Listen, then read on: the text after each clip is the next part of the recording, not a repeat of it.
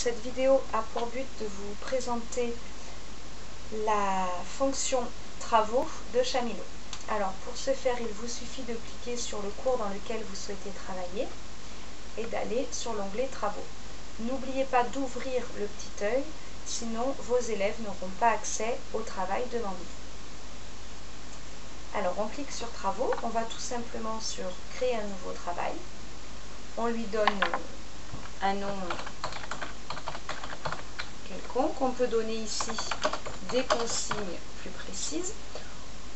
On peut également joindre une pièce jointe si on le veut, puis on enregistre le travail.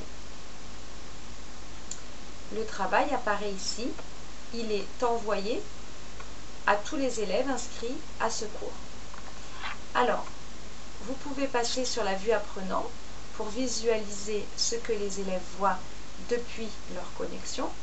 Alors on peut même retourner directement dans le cours latin. Voilà, comme j'ai bien ouvert l'œil en début de travail, l'onglet travaux apparaît ici. Donc ils peuvent cliquer dessus.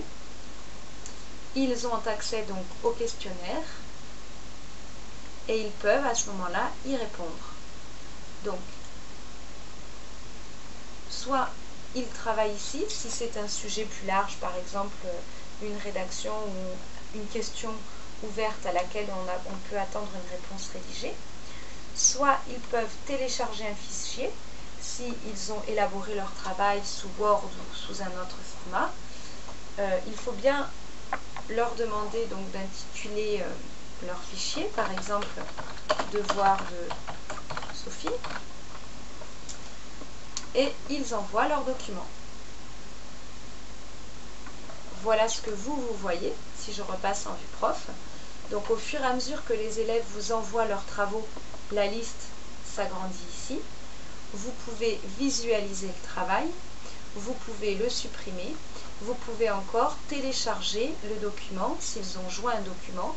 À ce moment-là, une petite disquette ici apparaît et il vous suffit de télécharger sur votre ordinateur le travail de l'élève et de le visualiser ensuite.